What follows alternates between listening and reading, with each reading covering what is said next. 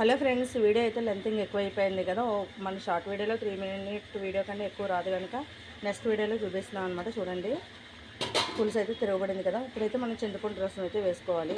ఈ చింతపండు రసం వేసుకునే ముందు మనం బంగాళదుంప అయితే కుక్ అయిందో లేదో చూసుకోవాలి. ఎందుకంటే చింతపండు రసం వేసిన తర్వాత మళ్ళీ ఉల్లగడ్డ అయితే అసలు బంగాళదుంప అయితే అసలు కుక్ అవ్వదు. ఉల్లగడ్డ అంటున్నాను అనుకుంటున్నారు కదా, ఏంటంటే ఇక్కడ ముతుకూరు స్టైల్లో ఉల్లగడ్డ అంటారు అన్నమాట, నెల్లూరు స్టైల్లో, అందుకని అంటున్నాను. సో బాగా అయితే కుక్ అయిపోయింది బంగాళదుంప. ఇప్పుడైతే చింతపండు వాటర్ అయితే యాడ్ చేసేసుకుందాం.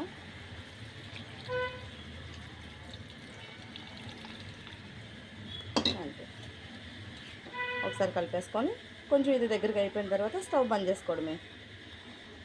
ఫైనల్గా కర్రీ అయితే అయిపోయింది అనమాట. చూడండి, హెమ్మీగా చాలా బాగుంది కదా. ఓకే, ఇప్పుడైతే నేనైతే స్టవ్ ఆపేసుకున్నాను. ఇప్పుడు ఇదే కర్రీ ఇప్పుడు రెడీ అయిపోయింది కదా. ఇదే కర్రీలో పాలు అదే కాచి చల్లార్చిన పాలు అయితే వేసుకొని మూత పెట్టేసుకుంటారనమాట స్టవ్ బంద్ చేసిన తర్వాత. మునక్కాయ పాలు కర్రీ అనమాట అది. ఎంతమందికి నచ్చుతుందో లైక్ చేయండి. నాకైతే వింటేనే ఏదోలా ఉంది కనుక నేను ఎప్పుడూ ట్రై చేయలేదు. మీరు ట్రై చేస్తుంటే కామెంట్ అయితే చేయండి. కరెంట్ అయితే పోయిందనమాట. నేనైతే టాస్ వేసుకొని నేనైతే కర్రీ అయితే చూపించేస్తున్నాను. చూడండి, ఫైనల్గా అయితే ఇదనమాట కర్రీ. నచ్చితే లైక్ చేయండి, షేర్ చేయండి, కామెంట్ చేయండి, సబ్స్క్రైబ్ చేసుకోవడం మాత్రం మర్చిపోవద్దు. బాయ్.